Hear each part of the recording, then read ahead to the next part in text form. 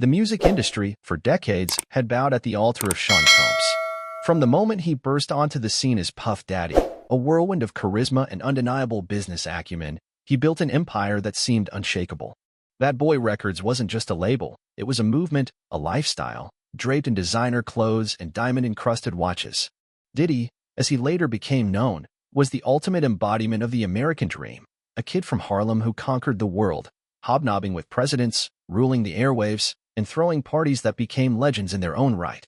His image was meticulously curated, a savvy entrepreneur, a doting father, a larger-than-life figure who personified success. He was the one who could make anything happen, a kingmaker whose word was gospel in the volatile world of hip-hop and beyond. For years, the spotlight followed him, reflecting only the dazzling facets of his triumphs.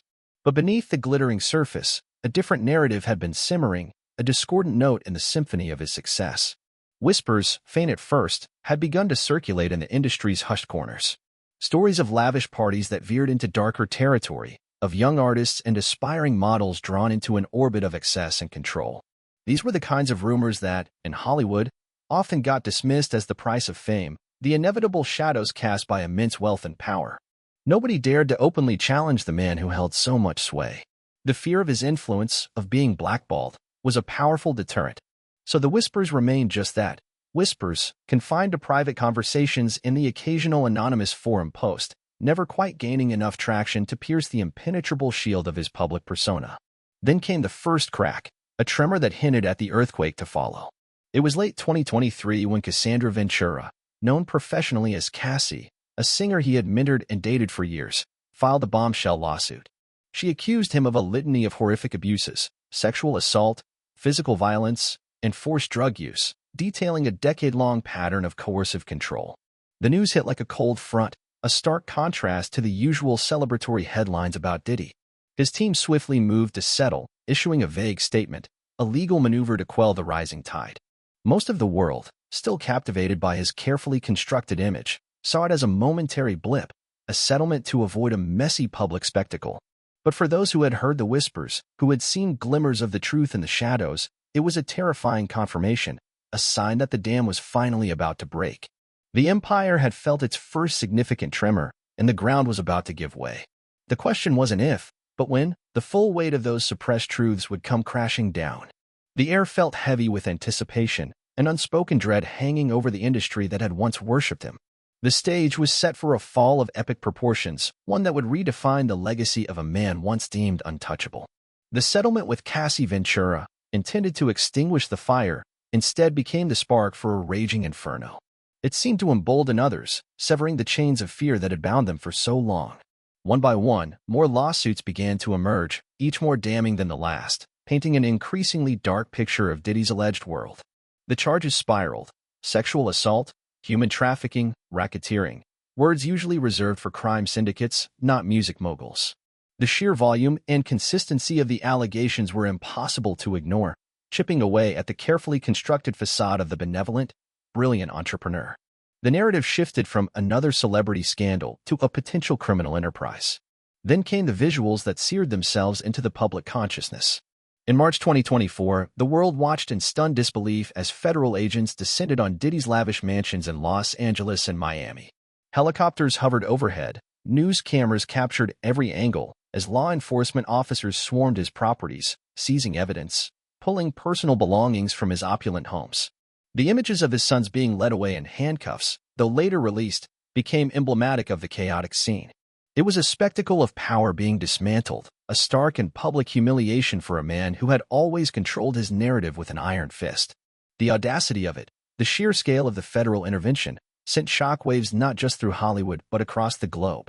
This wasn't just a civil dispute anymore. This was the full force of the government bearing down. The world had seen celebrities fall, but this felt different, more profound, more like the unraveling of a meticulously woven tapestry. The hammer blow came weeks later with the release of a security camera video from 2016. It showed Diddy, in a hotel hallway, attacking Cassie Ventura, throwing her to the ground, kicking her.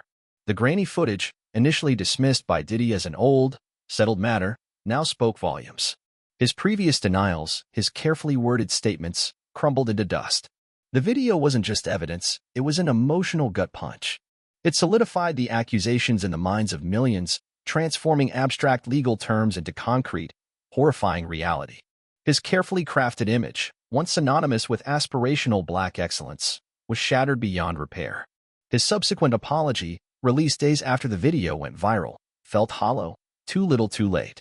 He spoke of being disgusted with himself, of seeking therapy, but the public response was a resounding chorus of skepticism and outrage. The internet, unforgiving and relentless, exploded with condemnations. Corporations began severing ties, awards were rescinded, and his once loyal fanbase began to splinter, grappling with the cognitive dissonance of admiring the art while condemning the alleged artist. The man who once seemed to glide above it all was now drowning in a sea of public contempt, his empire crumbling under the weight of his own alleged actions. The walls were closing in, and the world was watching every agonizing moment of his spectacular fall. With the dam fully broken, a torrent of new accusations flooded the legal system and public discourse. The sight of federal agents raiding his homes and the undeniable visual evidence of the Cassie Ventura assault had emboldened a wave of new plaintiffs. Each new lawsuit added another layer of horror, painting a consistent and deeply disturbing picture of alleged systematic abuse, manipulation, and exploitation. The narrative moved beyond isolated incidents to what appeared to be a pervasive pattern of predatory behavior. The stories emerging were chilling. Individuals alleging they were coerced into sexual acts, forced to take drugs, and trapped within a cycle of fear and control under Diddy's influence. The details were often gruesome and graphic, describing forced interactions, sex parties that were anything but consensual, and an environment where compliance was demanded and dissent punished. The focus shifted from Diddy's personal misdeeds to the alleged functioning of a full-fledged criminal enterprise, a term not thrown around lightly by federal prosecutors. The sheer number of victims coming forward, many of them young and vulnerable, highlighted the alleged scale of the operation and the chilling efficiency with which it supposedly ran. These weren't just one-off incidents. They were presented as part of an organized system designed to facilitate exploitation.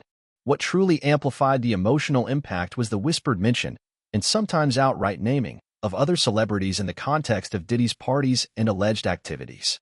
While no other major stars were formally charged alongside him at this stage, the mere insinuation sent shivers through Hollywood. It raised uncomfortable questions about who knew what, who was complicit through silence or presence, and how deep the rot might truly go within the industry's elite circles. Social media became a hotbed of speculation as users dissected old photos and videos, looking for clues, trying to connect dots, and questioning the purity of an industry often perceived as a moral compass for entertainment.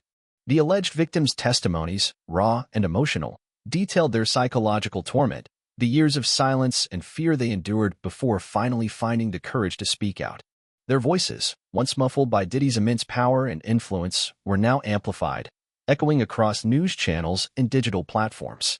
His once glittering business empire, from his fashion lines to his liquor brands, began to crumble under the weight of these revelations.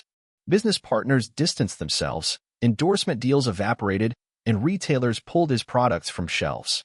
The man who had built an empire on swagger and an aspirational lifestyle was now watching it disintegrate, brick by agonizing brick. The legal battles were not just about money or reputation, they were about a complete reevaluation of his entire legacy. The public was hungry for justice, and the pressure on law enforcement to deliver was immense. Each new revelation, each new lawsuit, chipped away at any remaining shred of goodwill, replacing it with a collective sense of betrayal and disgust. The man who had once been the ultimate insider was now a pariah, facing an avalanche of accusations that threatened to bury him completely. As the dust settled from the initial wave of accusations, the focus shifted to the daunting legal battle ahead. Federal prosecutors, armed with what appeared to be a mountain of evidence and a growing list of alleged victims, prepared to bring the full weight of the law against Sean Combs. The charges of racketeering and human trafficking were not minor offenses. They carried severe penalties, threatening to erase decades of his life behind bars. The public, by now, was deeply invested, following every development with a mix of horror and morbid fascination. This wasn't just a celebrity trial, it was a societal reckoning, a test of whether immense wealth and power could truly shield someone from accountability for alleged heinous crimes. The court proceedings, if they began, would be a grueling spectacle. Each day would bring new, painful testimonies, reliving the alleged horrors, detailing the depths of the depravity. Diddy's legal team, no doubt among the best money could buy, would be tasked with the impossible, dismantling the credibility of multiple accusers, challenging federal evidence, and trying to salvage a shred of his reputation. But the court of public opinion had already delivered its verdict. The images of his raided homes, the damning video of his assault on Cassie, and the sheer volume of consistent allegations had etched an indelible mark. His attempts at public apology and contrition, once seen as strategic moves, now seemed desperate and disingenuous, further fueling the public's outrage. The fallout extended far beyond the courtroom. His once thriving business empire, a testament to his entrepreneurial genius, lay in ruins. Bad Boy Entertainment, the label that launched countless careers, faced an uncertain future. His Croc vodka and De Leon tequila brands, once synonymous with his lavish lifestyle, were now tainted. The carefully constructed Diddy brand, built on swagger, success, and aspirational luxury, had imploded, replaced by associations with darkness and alleged depravity. Every award, every honor, every past association was being reevaluated, questioned, and often quietly distanced from. The industry, once so eager to embrace him, was now in full retreat, scrambling to mitigate its own perceived complicity. The broader implications of the Diddy scandal resonated deeply within American culture. It reignited urgent conversations about accountability for powerful figures, the vulnerability of those aspiring to fame, and the insidious nature of alleged abuse behind closed doors. It forced a critical look at the culture of silence that had allowed such alleged behavior to persist for so long within the entertainment industry. The internet, with its immediate and unfiltered reach, played an unprecedented role, amplifying voices that might have once been silenced and ensuring that no detail, no matter how uncomfortable, could be easily hidden. Sean Combs, once the epitome of success and influence, now stood as a cautionary tale, a stark reminder that even the most glittering empires can crumble under the weight of their own alleged secrets. His legacy, once defined by groundbreaking music and unparalleled business acumen, was now inextricably linked to a dark, alleged underworld of exploitation and violence. A fall from grace that would forever be etched into the annals of celebrity scandal. The final chapter of his story was yet to be written, but the pen was no longer in his hand.